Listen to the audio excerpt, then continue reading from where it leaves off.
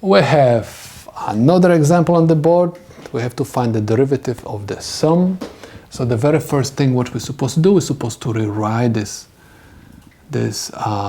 function. Okay, so I have y is equal 3x to power 1/3 plus x to the third plus 2/5 x to power 5/4.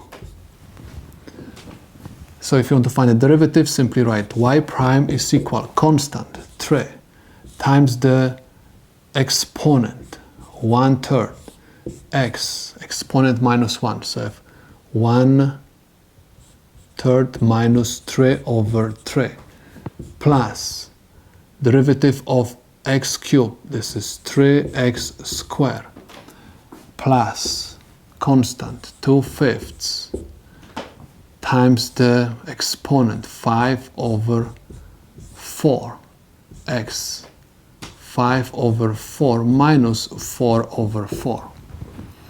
So I have y prime is equal 3 and 3 will cancel out, and I have x negative 2/3. We have plus 3x squared. 5 and 5 will cancel out. 2 and 4 we can reduce by 2.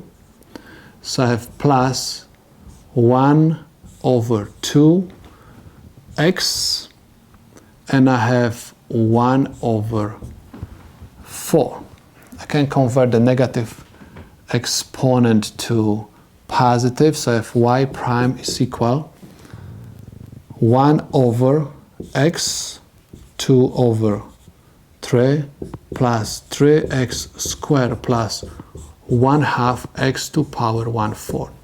And I can convert the fractional exponents to radicals. So I have y prime is equal 1/cube root of x squared plus 3x squared plus 4th root of x over 2. And this is my solution to this problem.